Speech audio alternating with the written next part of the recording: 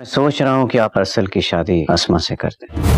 آپ کی اس حرکت نے میری زندگی برباد کر دی ہے۔ سزا آپ کو ہی نہیں مجھے بھی مل رہی ہے، اس کے لیے میں آپ کو کبھی معاف نہیں کروں گی۔ آپ کی عزت کے سامنے لاکھوں خود سر قربان، گھر میں نافرمانی کی ایک نئی ریت چل پڑی ہے۔ ہیلو فرینڈ، مرید امین قریشی کو بے سکون ہوتا دیکھ کر بہت خوش ہے، کیونکہ اسے صرف اپنی عزت بچانے کی فکر ہے کہ وہ جلد از جلد کسی سے بھی اسما کی شادی کر کے اس گھر سے رخصت کر دے۔ اس لیے وہ دوست سے جواب ملنے کے بعد اسما کی شادی مرید سے کرنے کا فیصلہ کرتا ہے۔ اس طرح امین قریشی مرید کے بچھائے ہوئے جال میں بہت آسانی سے پھنس جائے گا اور امین قریشی کے حکم پر وہ اسما سے شادی کے لیے سر جھکا دے گا اور اپنی نمک حلالی کا ثبوت دے گا، مگر اسما جو ٹھان چکی ہے کہ وہ خود کو بے گناہ ثابت کر کے رہے گی، چاہے اس کے لیے اسے اپنے باپ کے خلاف ہی کیوں نہ جانا پڑے، اس لیے وہ مرید سے شادی سے انکار کر دے گی کہ وہ مرید سے سخت نفرت کرتی ہے اور اس سے شادی تو وہ کسی بھی صورت میں نہیں کرے گی۔ تو امین قریشی اسما کی آنکھوں میں بغاوت دیکھ لے گا کہ وہ کسی بھی صورت میں مرید سے شادی نہیں کرے گی، اس لیے اب وہ اسما کی شادی مرید سے کرنے کے بجائے ارسل سے کروائے گا کہ مرید کے بعد ارسل ہی ہے جو اس کی عزت کو بچا سکتا ہے، اور اسے لگتا ہے کہ اس مشکل وقت میں اس کی بہن بھی اس بات کے لیے راضی ہو جائے گی۔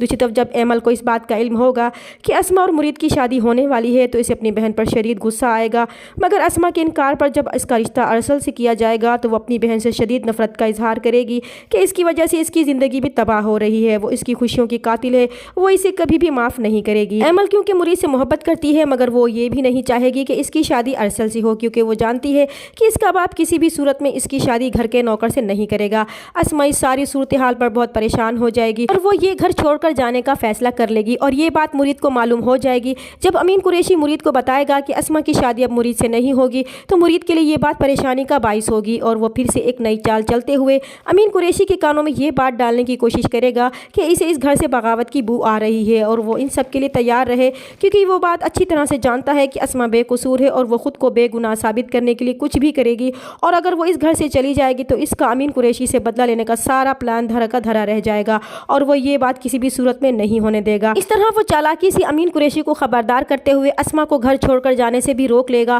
اور پھر سے اسما سے شادی کرنے کے لیے کوئی راستہ نکالے گا۔ چینل پر نئے ہیں تو پلیز چینل کو سبسکرائب کر دیں۔ ملتے ہیں نیکسٹ ویڈیو میں، تب تک کے لیے اللہ حافظ۔